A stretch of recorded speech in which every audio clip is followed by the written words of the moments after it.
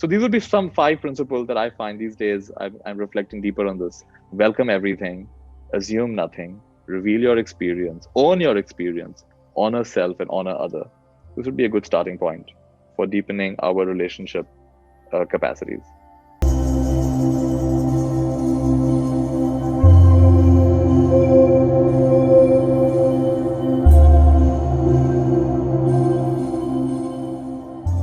And these 5 principles, you'll be surprised, connect with another 5 principles I had come across a couple of years ago. It's very simple principles, and it's by Daji, the Yeah. Heartfulness Global Guide. He mentioned about AEIOU. Let me write it down. What is it? AEIOU, and the first is acquire.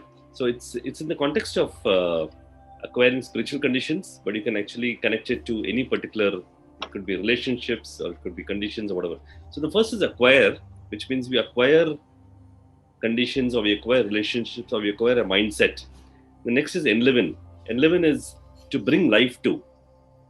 Once having acquired a particular condition, we start to bring life to it. So, for example, you have acquired a condition of calmness, and now you're bringing life to it, enlivening life to it. The third is imbibe. And when you go to imbibe, you start getting imbibing the principles or the thoughts of calmness or joy within you. Or it could also be relationships, imbibing the characteristics of the other person. The fourth is own, and that's exactly the fourth which you also mentioned. You start becoming one with it, you start owning it, you start becoming identical with it. And the last is unite, where you and that other person, or you and your condition, or you and the separateness that you felt become united, one with it. AEIOU, acquire, enliven, imbibe, So own, beautiful. and unite. This is the 5 principles The vowels of life. of life. It's easy to remember it, and this is what Daji gave as an acronym for getting into understanding our own self, our own conditions, So and true. becoming one with it. It's beautiful. It connects exactly with what you were trying to say. Since Yeah. you've talked about relationships, I'm reading a great book these days. It's called Feeling Good Together by David Burns. And I'm really enjoying this book. And another one, do I have it with me here? Love and Awakening by John Wellwood would be another great book. Love and Awakening. Love and Awakening is just a fantastic book. It's just so brilliant the way he's combined psychology and spirituality and practical lived experience with so many couples. He's almost like a bodhisattva to me, a bodhisattva relationship. John Wellwood, I'm enjoying all his books. I have one here with me. It's a different book. It's called Ordinary Magic. Every life is spiritual practice. I'm really enjoying John Wellwood these days. And also, like I said, David Burns, Feeling Good Together. He talked about these five steps and how to 5 secrets of effective communication. I found it so good. So the first one is the disarming. He calls it the disarming approach or the disarming technique. Disarming is, if let's say you and I are having an argument about something, you and I disagree on something. The disarming technique, step one would be, I can find some truth in what you're saying. I may not fully agree with you, but I can acknowledge that yes. Let's just say we're arguing about what do we say? We're arguing about how. I'm so hard to think of what to argue with you about. Give me an example. What might we argue about? You could argue with me about Whether to go to Maldives or Sri Lanka. whether to go to Maldives or Sri Lanka. Fine, yeah. We just can't decide. Argue, and you say no, Maldives is the place to go, and I'm saying no, Sri Lanka is the place to go.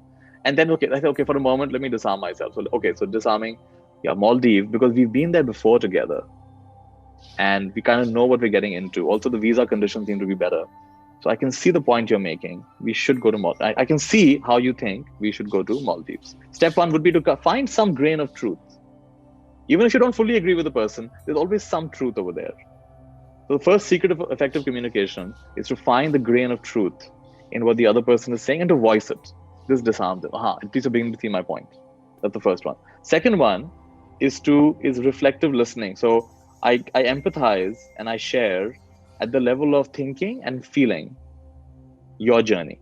So I sense that you're thinking of going to Sri Lanka because you heard about my time in Sri Lanka and my monastic experience, and you'd love to go and experience my monasteries. And that's what's exciting for you. And so that's what you're thinking. And you're feeling really enjoy, because you really like to go to new places. So you're feeling the joy of going to a new place.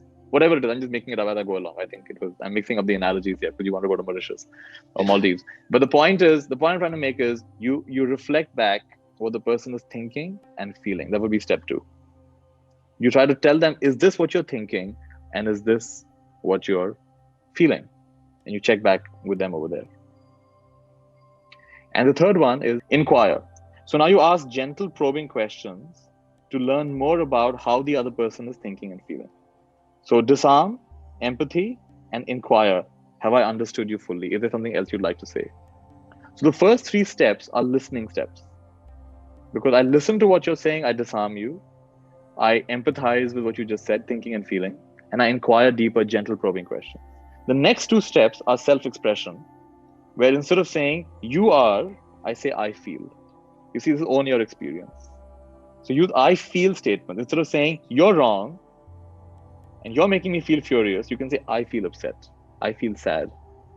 I feel a little far away from you right now. And you talk, I feel. Talk about your experience. Nobody can argue with your experience. They can argue about your accusations, but they can never argue about your experience. And the last one I like very much. It's called stroking. Find something genuinely positive to say to the other person, even in the heat of battle. You convey an attitude of respect, even though you may feel very angry with the other person. So I've recently tried these 5 with a few friends. It's amazing. I mean, we don't really have fights, but you go back, a month back, you and I had a disagreement. And let me try this for what happened a month back. It's fascinating. They're like, wow, I really felt understood. I really feel closer to you now. It's stunning, right? So disarm, empathy, inquire, and then I feel statements and stroking are the 5 points from David Burns. I just felt like sharing that.